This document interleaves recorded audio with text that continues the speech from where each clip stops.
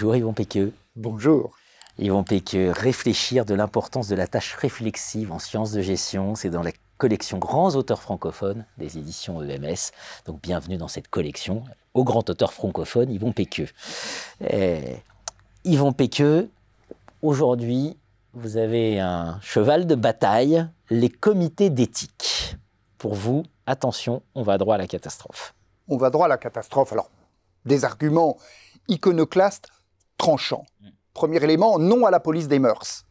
C'est-à-dire en d'autres termes... On va juste refaire la pédagogie. Les comités d'éthique, c'est il faut réunir des comités pour s'exprimer sur les recherches menées par des enseignants-chercheurs, etc. Et certaines revues exigent même que ce soit passé par des comités d'éthique pour des problèmes, conflits d'intérêts. A priori, une bonne idée, quoi. Hein, a priori, une bonne idée. Etc. A priori, une bonne Vous idée. Dites, ça nous emmène droit en enfer. L'enfer est pavé de bonnes intentions. Droit en enfer sans les bonnes intentions. C'est articulable au registre qui est celui de l'introduction de mon livre sur les doutes que j'ai sur la pérennité de la business school au sens historique du terme. Donc non au comité d'éthique, parce que premièrement, c'est une police des mœurs. J'en fais exprès de prendre cette terminologie lourde et je veux dire, j'assume la comparaison avec ce qui est dit de l'Iran quant à la police des mœurs. Premier argument.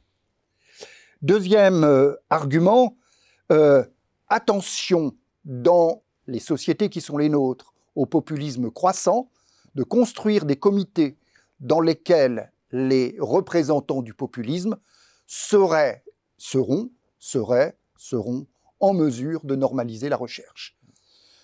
Je dirais, il n'y a pas de raison que statistiquement, le vote populiste soit structurellement inférieur parmi les salariés des business schools que dans la société.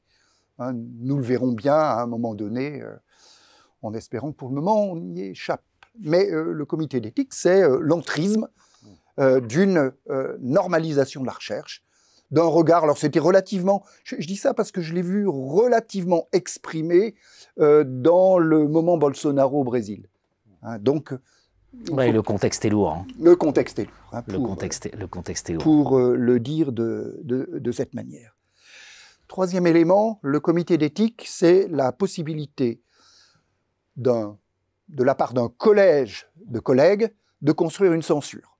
Donc, là, en l'occurrence, les grandes critiques qui sont faites, par exemple, au fonctionnalisme des disciplines, la première question qu'on pourrait me poser, que j'ai posée dans le livre, mais finalement, tu es dans quelle discipline?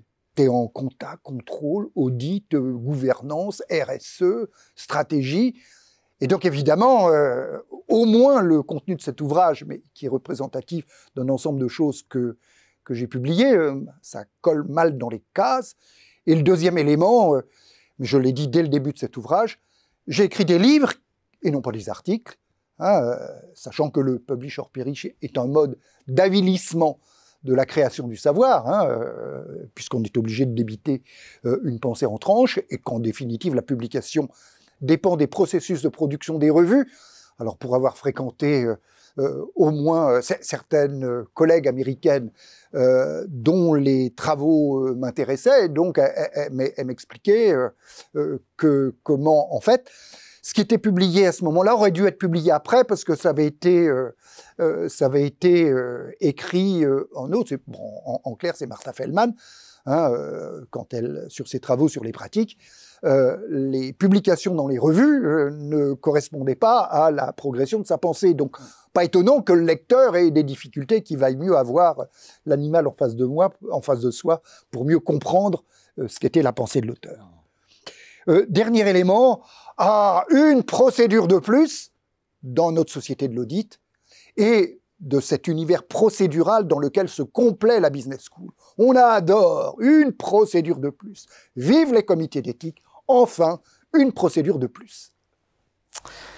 Réfléchir de l'importance de la tâche réflexive en sciences de gestion par Yvon Péqueux. J'ai envie de conclure en disant attention aux libertés académiques. On l'a vu très récemment, combien le politique aujourd'hui s'invite aussi dans les débats et peut être tenté aussi de censurer sur un certain nombre de sujets. Et c'est un formidable vecteur d'autocensure. On pense à tous les débats autour de l'islamo-gauchisme, par exemple, à l'université. Merci, bon PQ. Merci.